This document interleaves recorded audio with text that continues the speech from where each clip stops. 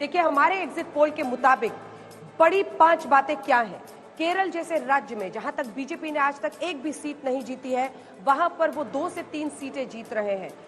पर दक्षिण भारत में कर्नाटक में अपनी परफॉर्मेंस में मार्जिनल गिरावट है, लेकिन तेलंगाना में प्रचंड बेहतरी है, जहां पर वो 11 सीटों पर पहुंच रहे हैं।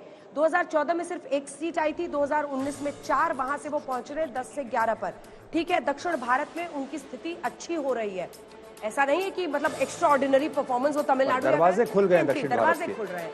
अब आइए, मोदी के चेहरे पर लोगों ने भरोसा जताया है, ये सबसे बड़ा टेक अवे है। एनडीए को एसटी, ओबीसी, सामान्य वर्ग का सबसे ज्यादा वोट मिला है, यानी जो शेड्यूल ट्राइब है, जो आदिवासी है, प्रधानमंत्री ने उनके हित में जो कार्यक्रम बनाए उनको उनका वोट मिला। मुस्लिम, यादव और शेड्यूल कास्ट ये दे रहे हैं इंडिया गठबंधन को वोट। वहीं ओबीसी का एक बहुत बड़ा तबका वो जा रहा है प्रधानमंत्री नरेंद्र मोदी के साथ। एग्जिट पोल में एनडीए को 400 पार होता हुआ दिखाई दे रहा है। तमिलनाडु, केरल में पहली बार खुल सकता है बीजेपी का खाता, लेकिन इसी के साथ ओडिशा में बेहतरीन परफॉर्मेंस। पश्चिम बंगाल में ये गैर हिंदी भाषी, मतलब ऐसे राज्य हैं उत्तर भारत के ही जहां पर आप ये कह सकते हैं कि बीजेपी एकदम शून्य थी, लेकिन मोदी और अमित शाह की जोड़ी ने पूरी ताकत यहां पर झोंकी है और बंगाल से लेकर ओडिशा में भारी गेंस है। जिन 3 राज्यों की बात बीजेपी लगातार कर रही थी, उसमें पश्चिम बंगाल, ओडिशा, तेलंगाना, तीनों ही जगहों पर बीजेपी बेहतरीन परफॉर्मेंस करती हुई दिखाई दे रही है। उत्तर प्रदेश में 2014 और 2019 के बीच का उनका नंबर आ रहा है, तो ये साफ इशारा कर रहा है कि न सिर्फ परफॉर्मेंस को मेंटेन कर रहे हैं, बल्कि कई राज्यों में वो आगे बढ़ रहे हैं। हरियाणा में मार्जिनल फॉल है, पंजाब में बहुत ज्यादा गेन नहीं है, राजस्थान में फॉल है, लेकिन अन्य राज्य जहां पर गुजरात, मध्य प्रदेश में एक बार फिर से रिपीट परफॉर्मेंस है, फुल सीट्स वाली रिपीट परफॉर्मेंस। ये अपने आप में एक बहुत बड़ा उदाहरण है। जम्मू की 2 सीटें वो बरकरार रख रहे हैं। उत्तराखंड में उनकी परफॉर्मेंस अच्छी है, देवभूमि में सभी सीटें वो जीतते हुए दिखाई दे रहे हैं। हिमाचल प्रदेश में भी उनकी परफॉर्मेंस अच्छी है, ओवरऑल मतलब स्वीप करते हुए दिख रहे हैं।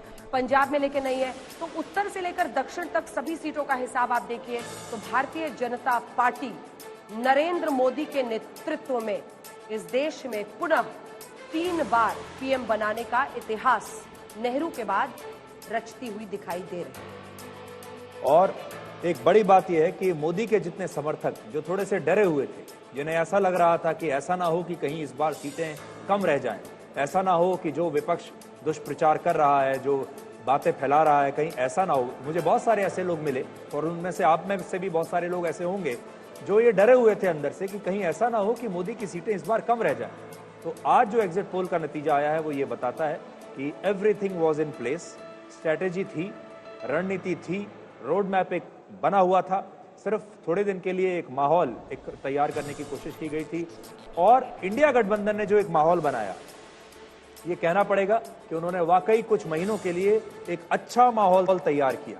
उन्होंने सोशल मीडिया पर बड़ी मेहनत की, उन्होंने बहुत अच्छे वीडियोस बनाए, उनके वीडियोस में बहुत क्रिएटिविटी थी, उनकी जो एड एजेंसीज थी उन्होंने बड़ा जोर लगाया, बड़ी मनोरंजक और क्रिएटिव उन्होंने फिल्में बनाई जो कि दर्शकों को बहुत अच्छी लगी और उससे एक माहौल बना।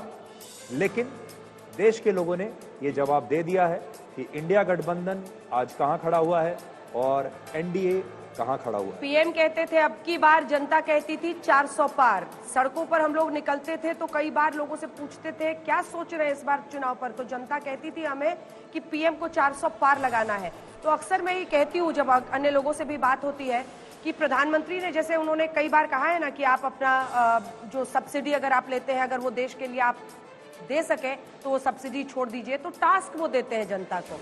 ऐसे ही उन्होंने एक टास्क दे दिया था जनता को कि 400 पार कराना है और मुझे लगता है कि वही निर्वहन करने के लिए जनता बढ़ चढ़कर इस बार सामने आई। प्रधानमंत्री नरेंद्र मोदी का जो एक करिश्मा है लोगों के बीच में, उनकी नेतृत्व क्षमता, उनके बोलने का तरीका और इसी के साथ अनुच्छेद 370 जो कोर इश्यूज बीजेपी के थे उसको टैकल करना, शायद लोगों में ये विश्वास जता गया। एक सेकंड में बात पूरी कर लूं।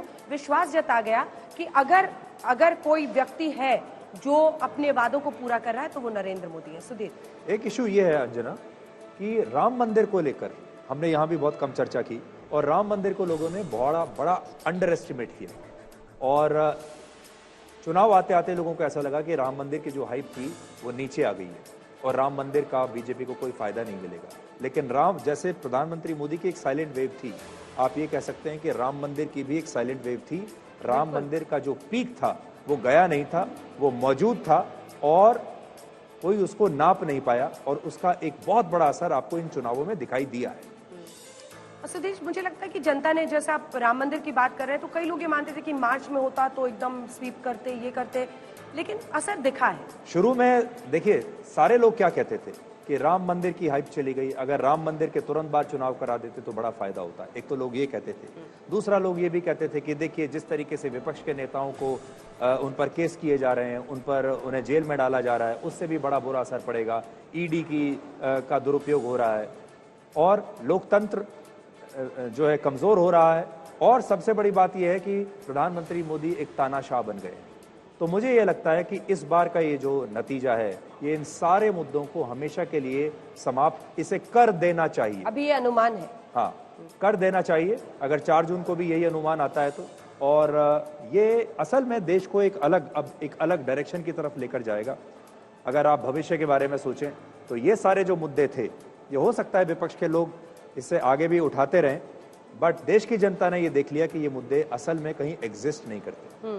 और ये विपक्ष के लिए भी एक आईना है। मुझे लगता है कि अगर यही अनुमान नतीजों में तब्दील होते हैं तो ये एक बहुत बड़ा आईना है उनके लिए, जिसमें उनको नए तरीके से ये सोचना पड़ेगा। विपक्ष की तरफ से एक मजबूत चेहरा का ना होना, विपक्ष की तरफ से एकजुटता की एक कोशिश करना, लेकिन तब करना जब भ्रष्टाचार के मामलों में आपके नेता जेल में जा रहे हैं। तो जनता को ऐसा लगा कि जब जेल जाने की नौबत आई तब ये अब एक साथ हुए हैं। जी बिल्कुल। तो मतलब आप करता क्या न, मतलब मरता क्या ना करता वाली स्थिति में आप एकजुट आए, ये जनता को समझ में आ गया। वरना आम आदमी पार्टी कांग्रेस वालों को नहीं, वो उनको नहीं देखने के तैयार होते थे। लेकिन एक बार फिर से ये खबर बताते हुए कि प्रचंड जनादेश के साथ अगर यही अनुमान 4 जून को नतीजों में तब्दील होते हैं तो फिर नरेंद्र मोदी एक ऐसा इतिहास देश में रचने जा रहे हैं जिसमें बीजेपी को स्पष्ट जनादेश और तीसरी बार पीएम वो पुनः बनते हुए नेहरू के बाद दिखाई दे रहे हैं। प्रधानमंत्री नरेंद्र मोदी ने इस देश में प्रो इनकम्बेंसी का नए सिरे से, मतलब आज की सदी में अगर हम देखें तो एक इतिहास रचा है। तो जो बीजेपी के समर्थक हैं उन्हें आज बधाई, और जो विपक्ष के समर्थक हैं उन्हें हम यही कहेंगे कि 4 तारीख तक आप इंतजार कीजिए, क्योंकि वो लोग अभी भी यही सोच रहे होंगे कि काश ये सारे आंकड़े गलत निकलें। लेकिन देखिए, आखिरी जो नतीजे हैं वो तो 4 जून को ही आएंगे।